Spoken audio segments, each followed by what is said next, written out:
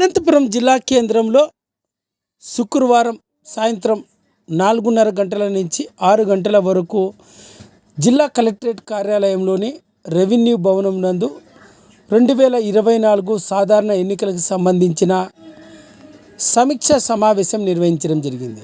ఈ సమీక్ష సమావేశంలో రాప్తాడు నియోజకవర్గానికి చెందిన ఎన్నికల రిటర్నింగ్ ఆఫీసర్ వసంత్ బాబు, రాప్తాడు నియోజకవర్గానికి సంబంధించిన ఎన్నికల వ్యయ పరిశీలకుడు రామ్దాస్ టీ కాలే తదితరులతో పాటు అనంతపురం పార్లమెంటు నియోజకవర్గానికి సంబంధించిన పోలీస్ అధికారులు మరియు ఇతర సిబ్బంది అంతా కూడా ఈ సమీక్షా సమావేశంలో పాల్గొన్నారు.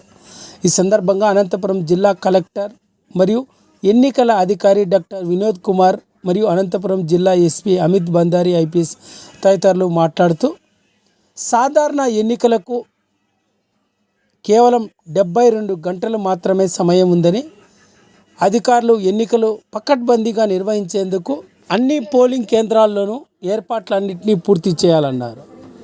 ఓటు హక్కు వినియోగించుకునే వచ్చే ప్రతి ఒక్క ఓటరుకు ఎలాంటి ఇబ్బంది కలగకుండా స్వేచ్ఛగా ఓటు హక్కు వినియోగించుకునే విధంగా పోలీస్ అధికారులు కూడా పటిష్ట భద్రతను ఏర్పాటు చేయాలని అనంతపురం జిల్లా కలెక్టర్ మరియు ఎన్నికల అధికారి డాక్టర్ వినోద్ కుమార్ మరియు అనంతపురం జిల్లా ఎస్పీ అమిత్ బందారి తదితరులు పిలుపునిచ్చారు.